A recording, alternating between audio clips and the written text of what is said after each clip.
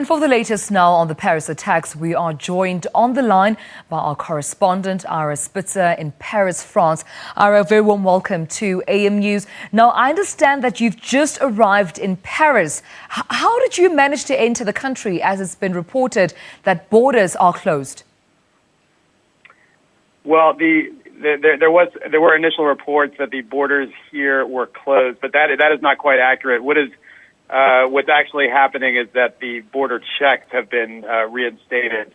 So the borders, people can cross the borders, but there, in most cases, are border guards who are looking at passports. So I actually flew from Germany, and unusually, when we got off the plane, there were French border guards waiting there. We just had to show them our identification. So flights are coming in and out of the country. People are able to, I believe, drive across the borders. So that situation has changed in the last few hours. And how's the security intensity at the airport, Ira?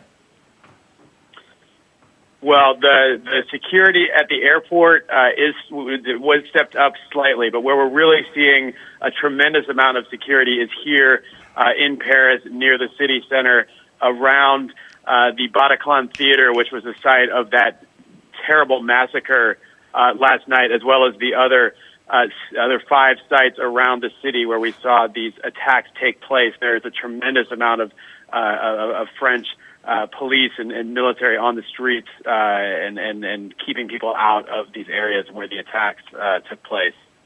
Now, there's been no claim of responsibility yet, but who are likely to have been, responsible for doing these attacks?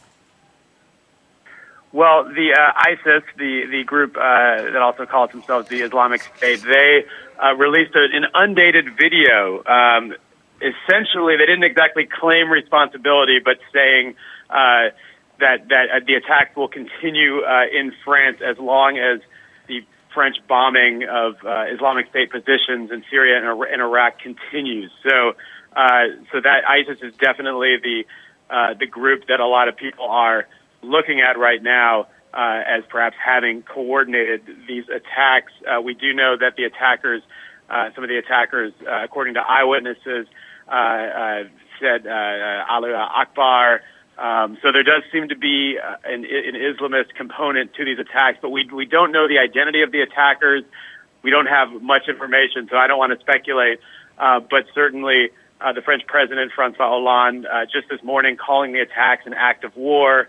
The French foreign minister, Laurent Fabius, speaking in Vienna, saying that the goal is to strengthen attacks against the Islamic State. So it does seem to be, at this time, tied into the situation in Syria and perhaps as a response to French activity in Syria. It's the best information we have right now, but we'll hear a lot more as this day progresses, I'm sure. But Ira, certainly this isn't the first time, of course, France has experienced attacks. We've seen a couple of months ago with Charlie Hebdo, and one would think that Paris was on their toes in terms of security. What do you think happened?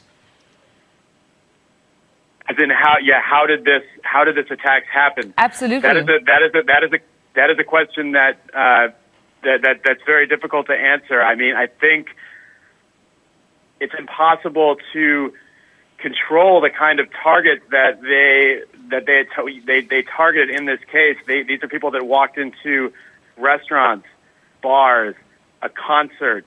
So in terms of preventing, there's no way you can secure in the entire city of Paris from people who are that determined to do harm. But where there are questions here is, of course, with French security services. How were they not aware of the people in their country planning this kind of attack? But right now, the focus is really on trying to figure out, one, who these people were, and two, why they did this. Ira Spitzer, of course, our correspondent in France. Paris, thank you so much for your